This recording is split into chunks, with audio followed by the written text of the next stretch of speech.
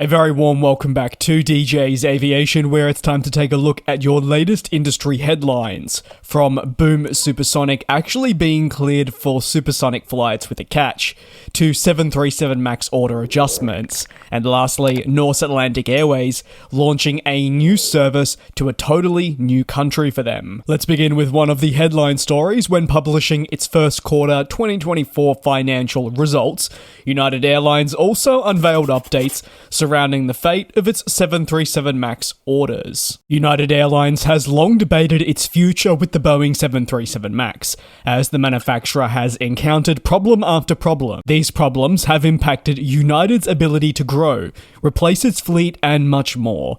More alarming questions were obviously raised when a door blowout incident occurred on an Alaska Airlines 737 MAX in the first week of 2024. Not only was United impacted by the groundings that hit its 737-9 fleet, but the groundings and problems also ensured the slower delivery of more aircraft in the future. Additionally, the airline knew that taking delivery of the 737-10, a jet that is still uncertified, would be hard. United Airlines was therefore forced to get radical and make some tough fleet decisions to ensure its future. Shortly after the new Boeing crisis began, United did express concerns of the short-term availability of this -10. In response, the airline removed the high-capacity variant from its long-term fleet plan. Covering for lost capacity was going to prove demanding, and leading executives said that they would go away and assess options from Airbus and Boeing before coming to a firm decision. So, what's the latest? As part of its Q1 report, the airline did publish a fleet update, with several adjustments to the long-term fleet strategy. These changes are deemed necessary to secure the airline's future. Additionally, United Airlines says that the fleet adjustments also come in response to the ongoing shifts in delivery timeframes that have impacted the company for an extended period. United converted a portion of its 737-10 orders for 737-9 jets from 2025 to 2027. However, the contract now allows United to convert further units. The further conversion would likely depend significantly on the overall certification timeline for that high-capacity jet I speak of. For the 2024 calendar year, United expects 61 narrow-bodies and 5 wide-body jets to be delivered, bringing the total to 66 units. This is ultimately down from the previous expected 101 narrow-body deliveries alone, really showing the implications and how I've kind of stated in recent weeks, this is being seen right across the board, regardless of the manufacturer. United Airlines will rest its hopes on the converted orders of the MAX to mitigate some of the losses felt from the undelivered -10s. The 737-9 is viewed as a more adequate cover in the meantime. However, United obviously would have ideally moved ahead and acquired the 737-10s on time without the persistent hassles that it has faced. As additional cover on top of the MAX, United has also agreed to letter of intents with 2 separate aircraft lesses for the long-term lease of 35 new A321neos. These planes, to be delivered in 2026 and 2027, are also part of their continued response to the difficulties. Let's move over to Boom Supersonic, a company hoping to return supersonic air travel to the aviation industry. They've received their approval from the Federal Aviation Administration, the FAA, to exceed Mach 1. Exceeding Mach 1 will be possible during the test flights of its XB-1 demonstrator, which we know recently completed its first flight. The XB-1 is deemed crucial to obtain test results to apply to the upcoming Overture. Overture will be the full-scale aircraft produced with a view of this flying to destinations around the world. Boom's Superfactory is currently being built in preparation for the first Overture to begin being constructed and rolled out in the coming years. The FAA's approval is labelled as a first of its kind.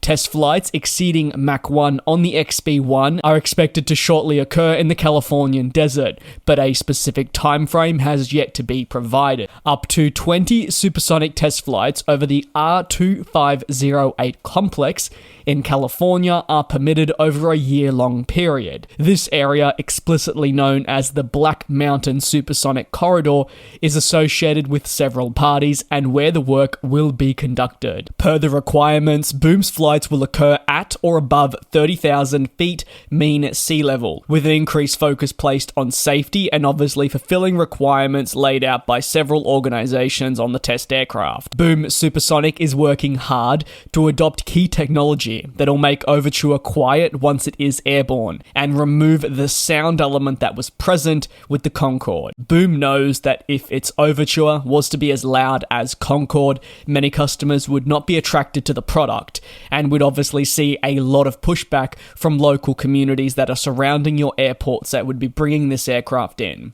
The authorization received runs until the 7th of April 2025, and the certification provides specific limitations along with the registration numbers, chase aircraft, and more that'll all need to be present to see these flights conducted, and again, they'll be conducted during the daytime. Boom will need to make sure it aligns itself with local authorities. As part of the authorization, it can be adjusted or terminated at any point if the related environment is deemed not to be protected enough. On to the final story, that sits with Norse Atlantic Airways, who are continuing with the diversification of their own route network, and they're quickly becoming, at least in my opinion, one of the more fascinating airlines to cover, with a network that is continuously seeing shifts that you wouldn't expect. They've announced plans to introduce service to South Africa for the very first time. So, from the 28th of October, in time for the Southern Hemisphere summer schedule, the carrier will begin service thrice weekly between London Gatwick and Cape Town,